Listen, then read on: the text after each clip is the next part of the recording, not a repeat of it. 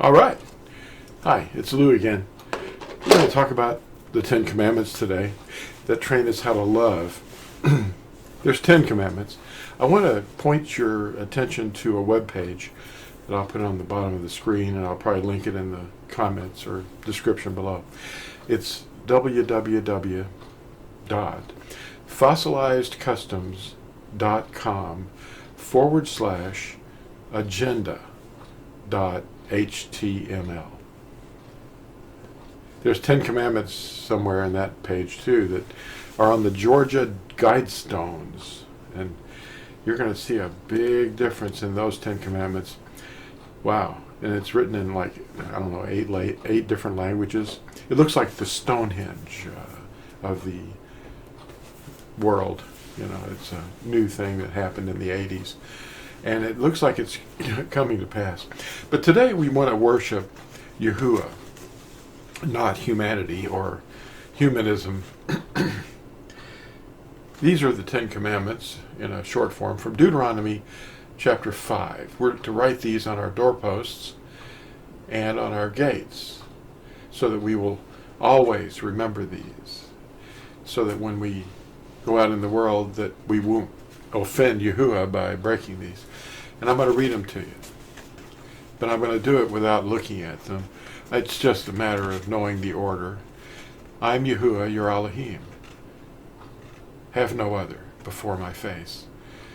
You do not bow to images. You do not cast the name of Yahuah, your Elohim, to ruin. Remember Shabbat, to keep it set apart.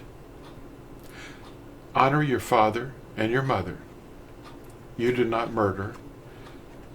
You do not break wedlock. You do not steal.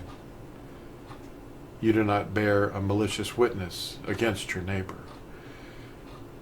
And you do not covet your neighbor's wife, house, field, servants, animals, or anything that belongs to your neighbor.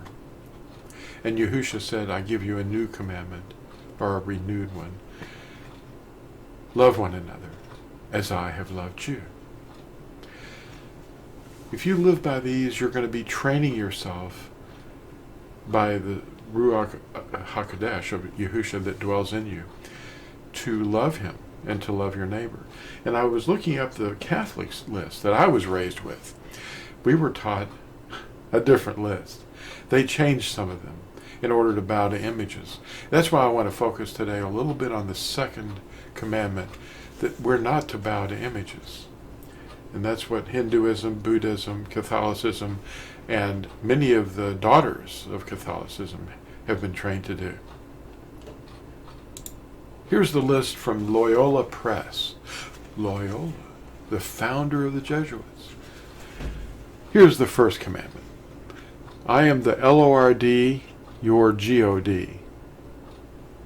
You shall not have strange gods before me. This is the list that I was trained with. Number 2, you do not take the name of the Lord, your God, in vain.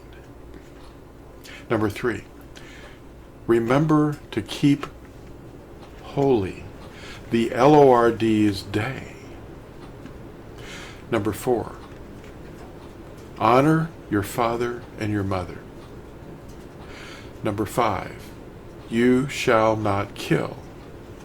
Number 6, you shall not commit adultery. Number 7, you shall not steal.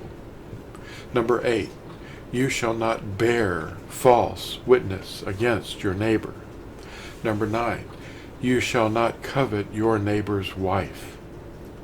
Number 10, you shall not covet your neighbor's goods.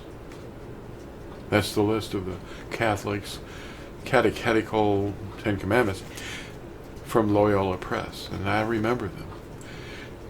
You shall not covet your neighbor's goods is separate from the wife.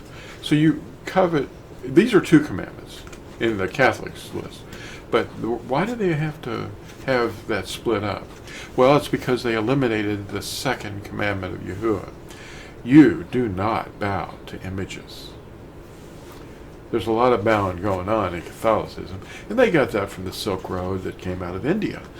They're bowing and circumambulating and walking around objects they honor.